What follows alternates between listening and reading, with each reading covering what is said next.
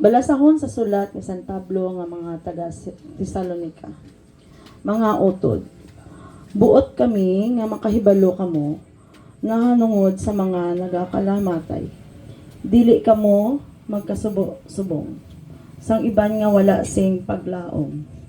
Nagatuo kami nga si Jesus napatay kag nabanhaw kag nangin subong sina ang mga nagkalamatay na. Tungod sa pagmando sang tingog sang trumpeta, ang Ginoo nagapanangit. Ang nahauna nga nabanhaw ang panos nga nagkalamatay. Niyan, kita nga mga buhi nga nabilin, magaupod sa ila, nga magsaka sa panganod sa pagsugata sa Ginoo didto sa kahawaan. Sa sini nga paagi, magakabuhi kita sa gihapon sa Ginoo. Busa, maglipay kamo sa sini nga mga pulong, ang pulong sang Dios. Salamat. Hatagi siya o Ginoo, sang imo pahuway nga dayon. Hatagi siya o Ginoo, sa pahuway nga dayon. Ang Ginoo amo ang akon kapawa kag kaluwasan. Sino bala ang akon kahadlukan? Ang Ginoo nagaapin sa akon sa tanan nga katalagman. Wala ako sing kahadlukan. Hatagi siya o Ginoo, sang imo pahuway nga dayon. Isa lamang kabutang ang akong ginapangayo sa Ginoo. Isa lamang kabutang ang ako naluyagan,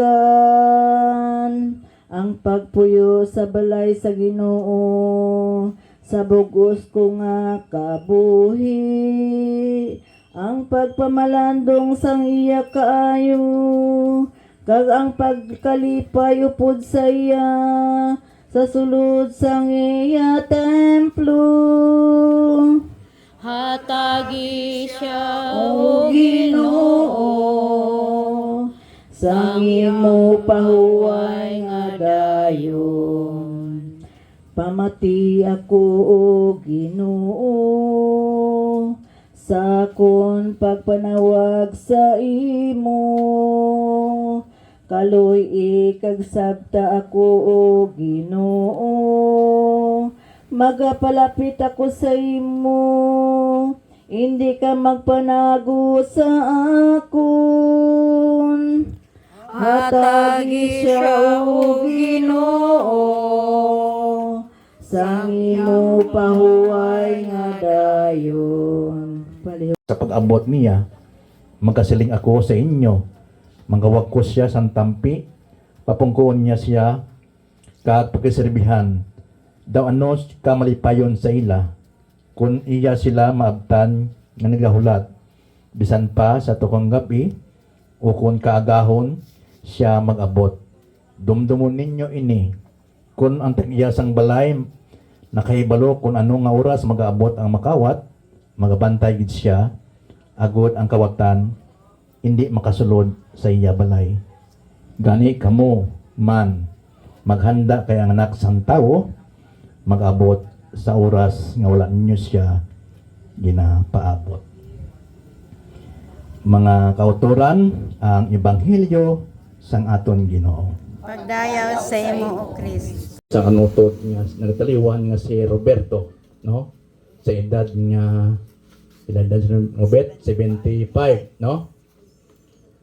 Kung aton isay-saygit ang kabuhi ni Robert sang buhi pa siya. Dati man siya nga Samariano, no? Samariano siya kag isa man sa aktibo sa aton nga simbahan sadto sa subong nga sinluya siya nagasimba yapon siya. Kun bot silingon nga ang kamatayon sa atong utod daw hindi man naton ginakahadlukan gid kay kun aton kihadlukan ining kamatayon sa aton kabuhi, ang kamatayon kung isa may kahadlok, pero kung handa ka, kung preparado ka sa aton kabuhi, sa imong kabuhi, hindi ka makahadlok sa ining kamatayon, kay ang kamatayon hindi ang katapusan sa panahon, no? Kaya ang kabuhi sa dutanon umalagi lang, pero ang kamatayon, ang kabuhi sa piyak ng kabuhi, dito gid naton mga tagamtaman ang kabuhi nga wala sing katapusan, no? Ning life after death sing nabalaw, kamatayon pero may kabuhi sa piyak ng sa kamatayon. Kulang taon naton sa aton balasahon, ako nabatian naton nga si Jesus nagsiling, no? Amo man pala gina-permi naton nga balik-balik naton nga balasahon kada patay may patay, no? Among permi ni maghanda kamo. Kay anak sang tawo mag-abot nga wala ni siya nang paabot. Subong sang tagyas ang balay, no? Damo sa panggid tungod sang balay nga ang tagyas ang balay kung ang kawatan magabantay siya kay parang niya balay hindi makawat, no? Kag tusulugoon pagid nga ang nagamata nga mahanda sa pag-abot niya para sa pagpaserbisyo ila. Kulang taon naton ang kabuhi naton umalagi lang, pero ano gid ang importante sa aton kabuhi, no? Kay hindi man ta magbato sa kalibutan, no? Iban nakakuha sang plan. Ano nga plan si Robert? Diamond. Amon may plan man ending Saint Peter. Damon na plan. So hindi na gid mahadlok ang tawo nga batay kay kung may plan ka, sigurado gid nga malubong ka gid, no? Dahil sa ito nga panahon kung wala ka plan, sa ito, iputson ka lang sang banig kag ilubong. Pero subong, wala sang pagpatay mo, tawag ka lang dayon, mo patay, tapos, kung wala patay, kung sa mga punarya daw, basta may patay, hanap buhay na, no? Dahil mo gani, nga kita tanan, may plan gid, no? Sino di ang wala plan, kay ari ang tagade. Kay kita tanan may plan gid mo. Wa gid sang tawo nga hindi magkuha sang plan. Kay ang kabuhi naton sa kalibutan umalagi lang. Amo gani nga kung umalagi lang ka sa kalibutan, ginahimo ang tanan, no? Kung isa ang imo sang isa kung tigulang ka na like pirmi ka simbagid, no? Kung bata-bata ka pa, hindi na masimba kay hindi na mapatay pa na, no? Kasi niya, kung tiulan ta, dito na kita sige-sige simba para mahinustan mo gid mo nga ginabuhat, no? Pero mali man ina, kung uliman at magaling makahahabol din, no? Sino nila sa Tagalog. Pero mas the best nga sang bata ka pa, sang magamay ka pa, exercise mo na ang habit nga magsimba, no? Habit natin kung nakaon mo ang muna permi, no? Di kung magsimba kita, ginabaton natin pag nabaton ang lawas ng dugo ni Kristo, no? Para sa imo nga kalag, no? Sa imo nga inside sa imo inner, sa imo pusoon, imo kalag, no?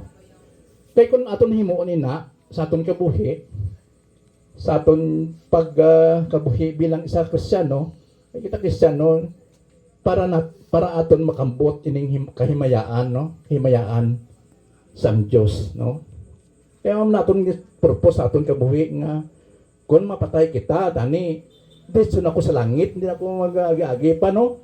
Ang ginaton ginatumong sa aton kabuhi nga pag-abot sang aton kamatayon, no? Diretso ta sa langit. Pero sin nila hindi ka gusto, hindi basta-basta makasulod sa ginharian sang Dios, no? Kaya naman sa niya kung ano-ano aton binuhatan diri sa duta pagkasalaon kita dito sa piyak ng kabuhi. Daw dagom daw no, tuhok nga tugon kita ang imo nagyan tugon sa dagom kay kung ang buhok dito kung makasulod ka dito daw sa ganyan sang langit, amo na na-reminds kita, no, sang Diyos kung ano ang aton bihatan di sa lupa, how man ang aton reward dito sa langit. Di kung kita preparado sa aton kaugalingon, hindi ta maghadlok sa kamatayon. Di ta tay ubet no, unan na sa aton, no. Amo gani ako karon, kamo kita dason, no. Di kun pa wider malam na. Di siya na, di amo gani siling. Do nag-agi mo sa tay ubet nun sa kadlaw. Pero doon napatay siya. Di amo gani. Nga nang-agi lang pagkabalik niya, nasulod sa lungon. Kita wa ta kabalo sa aton kamatayon, no. Basi katulog kita o anong malang. Pero kung anda kita ya sa aton kung kamatayon niya, hindi ta ka magkahadlok ining kamatayon. Kay mo gani nga kung preparado kita, no, sa aton kagalingon. Maskin din ka mo makadto kung panahon mo niya, panahon mo kit niya, no. Maskin damo ka kwarta, no. Pag oras mo na ya, mapatay ka, no. Kung damo ka sang ano na nang nasilingan na wala bugnos mo amugno ka na kaya wala ang aton katuyuan sa kalibutan niya magigugmanay, no. Kay si Kristo ginata niya ang bugtong sa Dios ang anak niya, bugtong anak para sa kaluwasan sa tanan. Di kita pa tao lang ta, no. Mani tao lang pero tig-ata kay pusoon, no. Kay kung tig-ata kay pusoon, anong kung sina ang kaundan sina kundi ang aton tig-pusoon tig-a hindi mo mag-express ang imong paigugma sa imong sigpareho sa imong kapamilya. Kay kung tig-a imong tig-pusoon wa isang utod nga kuan nagadungtanay gid ya wa tanan na. Kay isang gamay pa kamo rupot kamo, no, magulutod kamo why gid na sang kuan niya sang kuan sang kasakit nagayugmanay gina, no. Sang gamay pa kamo isa lang mo kapinggan so anay kamo sang asinda o ang sudan nyo di man dako nyo nang liwat na inyo batasan na klain ano na dumdumon aglantawon sang ginikanan, no, nga magrutod kay isa sina kay kung may malamat tiyan gani tanong printi mo lang makadto sa imo, no, magyabaw iningan tao ni mabuot kini ti isang buhi pasaway mo nag sa pakanay ti karon patay na ikaw ti mo makadto da do lain ang tawo, no, pag pumatian tali isang buhi pa siya singa mo na ay nami ning tawo, no, nami ning utod, nami ning isa ka utod nga isa ka pamilya nga nagahirupay bla, no. Di ko lang taon naton nami na nga pamilya, no. Kay sa tatanan umalagi lang sa kalibutan ti kun dibdibon mo gid nga do limo do ikaw gid ja tas taas do ikaw gid ang tama permi do klain man, no. Ilang taon ang sitwasyon, no. Kay Tatay Ubet ni Tayo Bet niya maayong tao ni kundi bugno ni hindi yung magkambal, no. O lang tayo sa Tayo Bet kay matatay di no isa ka word pero may ara nga bot silingon, no. Kay sa Tayo Bet niya maayo nga tao sang alin sang bata pa ko Tayo Bet ni daw wala man sang kontra di sa aton lugar, no. Siya pagad ang kontra, no. Amo gani nga isa ka himplo si Tayo Bet sa aton tanan diri. Di lang sa iya kabataan, hindi tanan kita mga nakakilala kay Tayo Bet, no. Kay siya mabuot, no. Isa man ka tatay nga responsable, no. Kag nagabulig sa atong katiliman sa atong baskog pa, no. Kay sa atong panahon dumduman pa ako ng aton simbahan nga daanda wala sang ginasuhol niya dagyawanay na kunyari man diri mga tigulang subong nga nakaabot sa atong panahon, no. Kadagyaw na amo sadto kun wala sang hollow block, wala sang simento. Matanom na ang membro kay bakal sang simento. Ay ang pagsimento amo pag hollow block. Di sa to simbahan katiko-tiko dingding niya. Kaya mo na contribution. Contribution mo nga amo ni akon sa kapag hollow block sunod og ponte tiko. Amo gani nga kung ibalik naton ang sitwasyon sang aton katigulangan sadto subong lain na, no? Perti na kalayo. Distansya na. Kaya tungod sang aton komunikasyon subong lagi naman cellphone subong si Pabla bata mo dira sa kilid ikaw diri datay cellphone wala may istorya nay magkaon kaon ti muda di ba kaya aton isa aton nga sitwasyon subong layo na no layo na kami sadto siyam kami nga mga utod hindi na magkaon kami kung wala isa may tao na di kung gampang ka basketball ba to sukatong ato kaya amon sudan tama lang sa siyam o pulo 11 amak mo na kung sa kamilog manok mag-ihaw kami sa toy sa kabanok kulang na itong kay puro kantadan makakaon kita ang tanan di kung wala isa di magutuman ng isa amo gani kung ibalik naton ang sitwasyon subong kagasang karon iba na di gani kita nga mga kanan subong yari diri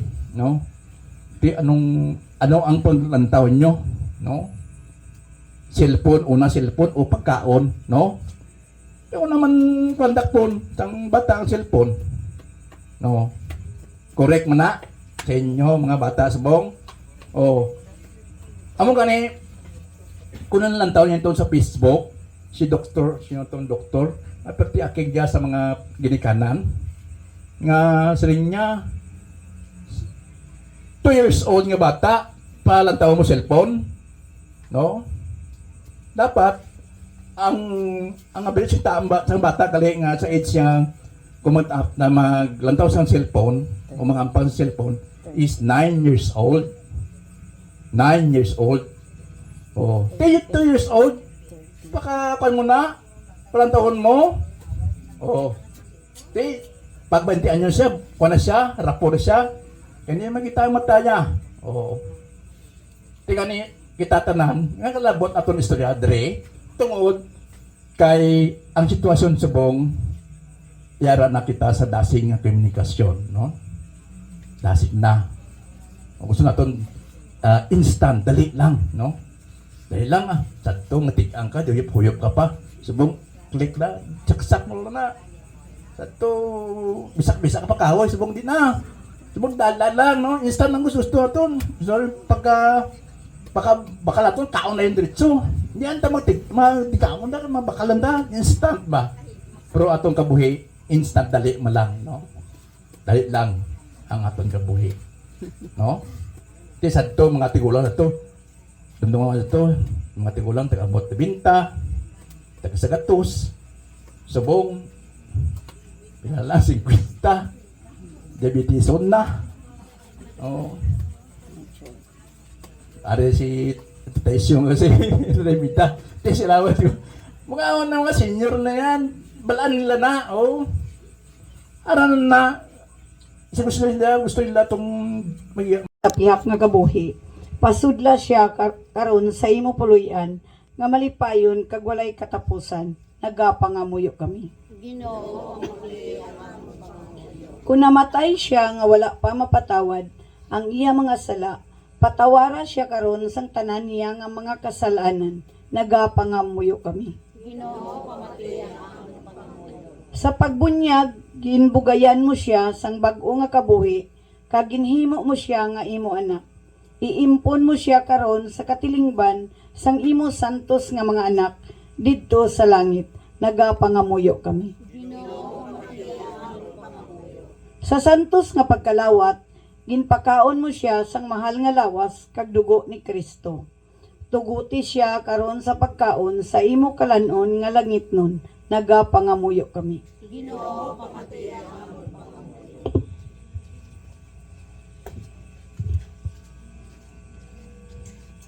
may nga langit noon, kaloy kami kag mamati ang amon pangamuyo. para sa kalag ni Roberto, kag para sa iya mga paryente nga nakasubo karon. Panumduma kami sang mga kasakit sa imo anak, kag sa iya kaluoy dito sa bukid sang Kalbaryo, kag sa ila nga dako nga kalipay sa ila pagkitanaywat sa Domingo sang pagabanhaw. Ginapangayo naman ini sa imo pay Kristo nga amon Ginoo. Amen.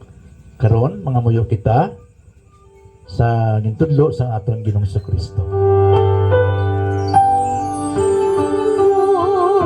Ngayon ako sa mga langit, pagayawon ang imong ngalan, umabot sa amon ang imong gingharian, matuman ang imong pagpapatiri sa dutang siling sang sa langit. Hatagan mo kami niyan, sing kanunamon sa matagaglang, pagpatawaron mo kami sa mga sala namon.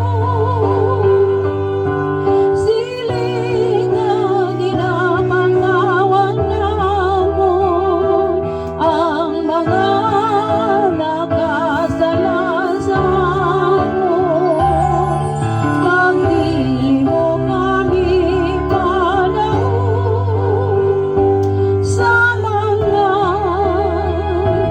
panunay, hinuno luwason mo kami sa kalawon.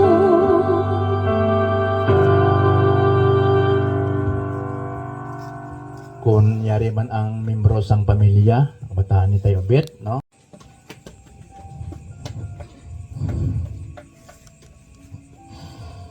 Ini para sa among ng tabo kay tatay ng masakit pero ginadawat na namon.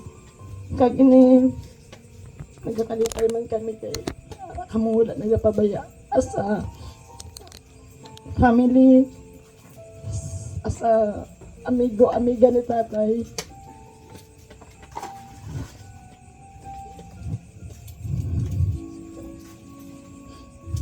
Nadamog din nga salamat sa mga pakaisahan ni tatay nga ara diri nagabuylog ki tatay. Nadamo man nga salamat.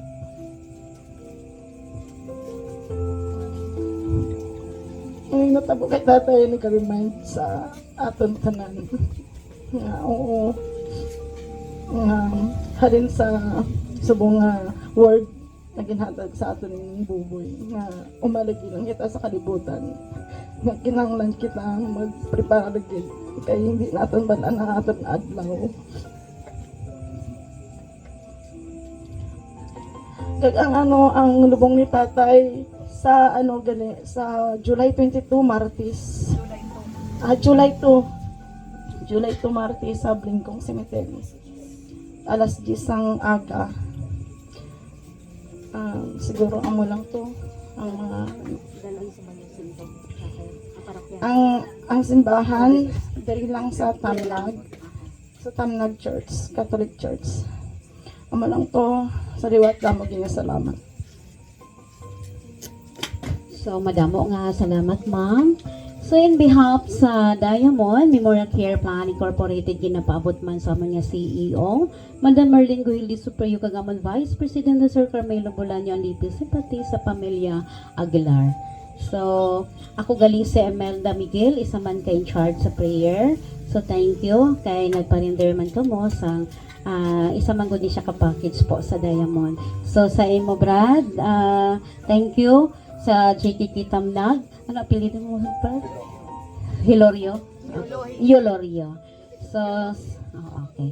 So tanan, na madamo gid nga salamat kag mayong gabi sa ato nga tanan. So